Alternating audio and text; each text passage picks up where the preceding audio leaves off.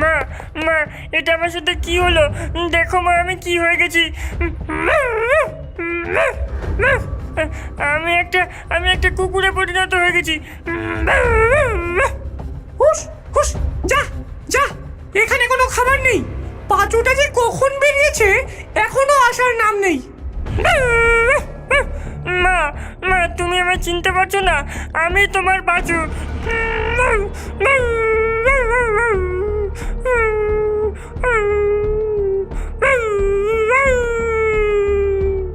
হুস হুস, যা যা। এটা আমি পাঁচু।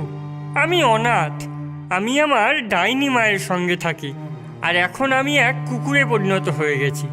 আমি কোন অভিশাপে এমন কুকুর হয়ে গেলাম? আমি কি আবার মানুষ হতে পারবো?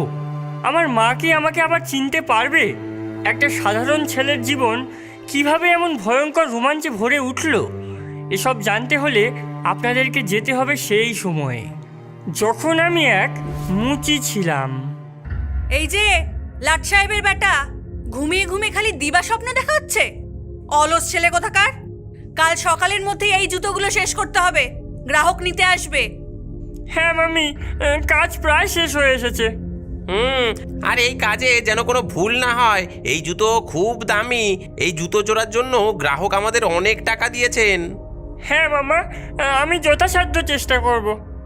এই জুতোর জন্য আমরা কত টাকা পাচ্ছি গো? 2000 টাকা। 2000 টাকা? এ তো অনেক দাম। এই জুতো কি সোনা দিয়ে তৈরি নাকি গো?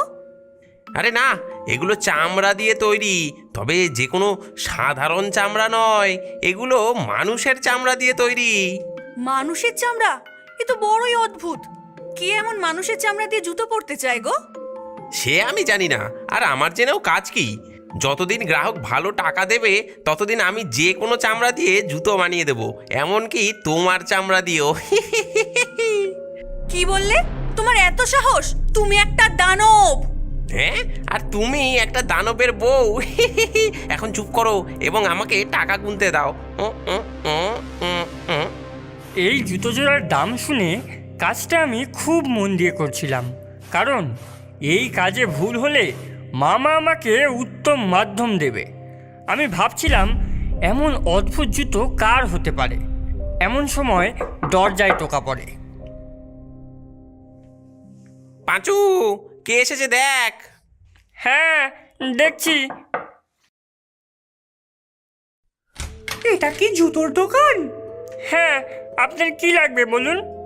আমি এখানে আমার অর্ডারটা নিতে এসেছি। আমি মানুষের চামড়া দিয়ে তৈরি জুতোর অর্ডার দিয়েছিলাম। মামা, এই সেই কাস্টমার যিনি মানুষের চামড়ার জুতো অর্ডার করেছিল। আহা, স্বাগতম স্বাগতম ম্যাডাম। আমি খুব খুশি যে আপনি আপনার জুতো নিতে এসেছেন। আপনার জুতো রেডি। এখানকার মতো জুতো আপনি আর কোথাও খুঁজে পাবেন না। আসল মানুষের চামড়া দিয়ে তৈরি, নরম এবং মসৃণ। এগুলো আপনার একদম পুরো ফিট হবে, দেখুন। বাহ, এগুলো খুব ভালো হয়েছে। আচ্ছা, এখন আমাকে যেতে হবে। বিদায়। হ্যাঁ হ্যাঁ হ্যাঁ ম্যাডাম, বিদায়।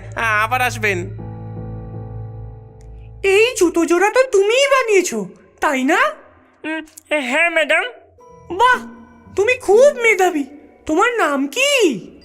আমার নাম পাঁচু ম্যাডাম। তোমার এখানে কাজ করতে ভালো লাগে? না ম্যাডাম, আমার একদমই ভালো লাগে না। কেন? কারণ আমার মামা মামি খুব খারাপ। তারা দিন রাত আমাকে দিয়ে খাটায়, আমাকে ঠিকমতো খেতেও দেয় না। কাজে ভুল হলে আমাকে মারধর করে। তারা আমার উপর দাসের মতো অত্যাচার করে। আহারে, তুমি তো আমার ছেলের মতো। তোমার মতো মেধাবী ছেলের এর থেকে ভালো জীবন প্রাপ্য। ধন্যবাদ ম্যাডাম, কিন্তু আমার কোনো উপায় নেই। এই পৃথিবীতে আমার কেউ নেই।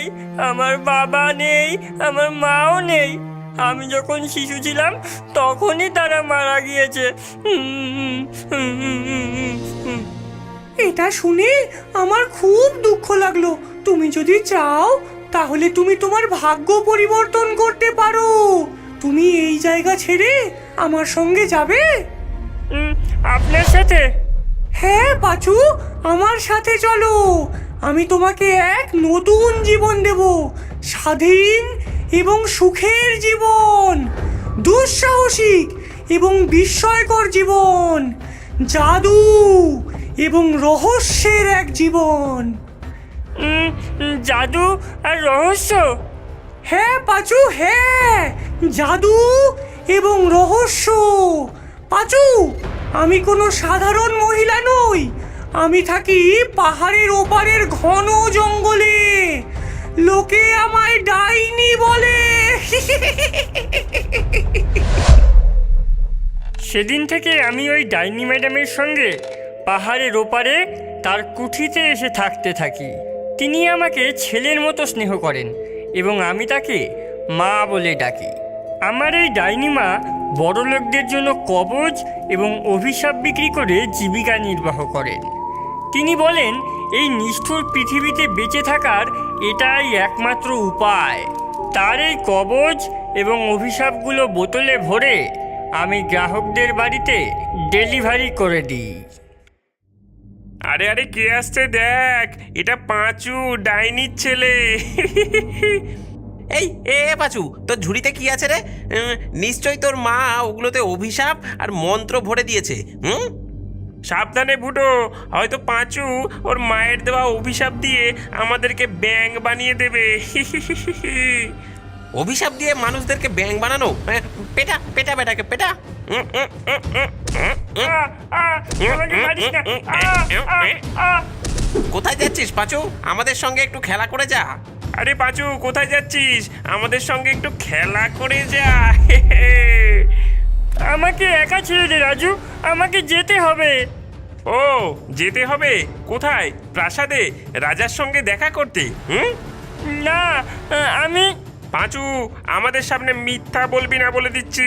আমরা জানি তুই আর তোর ডাইনিমা ওই বড় লোক রাজার জন্য কাজ করিস। যেই প্রজা ওই রাজার কথা শোনে না, তাকে ওই রাজা তোর মায়ের দেওয়া অভিশাপ দিয়ে ব্যাঙ বানিয়ে দেয়। আমরা কি জানি না ভেবেছিস? না, আমি এমন করি না। এই চুপ চুপ কর পাচু। তুই আর তোর মা মনে করিস বড় লোকদের হয়ে কাজ করে তোরা অনেক টাকা কামিয়ে নিবি, তাই না? না না, এসব মিথ্যে। আমার পথ ছেড়ে দে রাজু, আমাকে যেতে দে। দে দে এগুলো, দে দে এগুলো সব ভেঙে ফেলবো। না, এটা কি করলি রাজু? তুই কি যে ভুল করলি তা নিজেও জানিস না। হ্যাঁ, ভুল আমি করিনি বুঝলি পাচু। তোর মায়ের বানানো এইসব জাদুর অভিশাপ আমি ধ্বংস করে ফেলেছি। আমি বহু মানুষকে ব্যাঙ হতে যাওয়ার থেকে বাঁচিয়েছি। না না, এই কাচের শিশিগুলো ভেঙে তুই আমার এবং এখানে সবার বিপদ ডেকে এনেছিস। হ্যাঁ, কিসের বিপদ পাচু? কিসের বিপদ? আর তোর তোর এত ভয় কিসের? হ্যাঁ, অভিশাপ রাজু, অভিশাপ। অভিশাপ? হ্যাঁ, কি অভিশাপ? এই বোতলগুলোতে আমার মায়ের বানানো অভিশাপ ছিল, যেগুলো আমি রাজার জন্য নিয়ে যাচ্ছিলাম। এই বোতলের তরল যার গায়ে পড়বে সেই কি হবে? কি হবে তার? এই তরল যার গায়ে পড়বে তারই আমার ডাইনি মায়ের অভিশাপ লেগে যাবে। সে এক কুকুরে পরিণত হয়ে যাবে।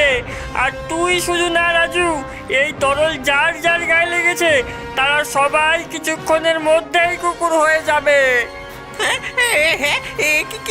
কি সর্বনেশে কাণ্ড! হ্যাঁ হ্যাঁ, রাজু, এটা তুই কি করলি? পালাও পালাও পালাও, সবাই পালাও।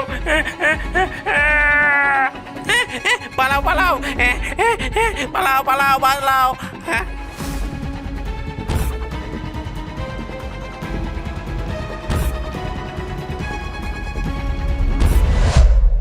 এভাবেই আমি এক কুকুরে পরিণত হয়ে গেলাম। আর এভাবেই আমার জীবনের এক ভয়ঙ্কর অ্যাডভেঞ্চার শুরু হলো।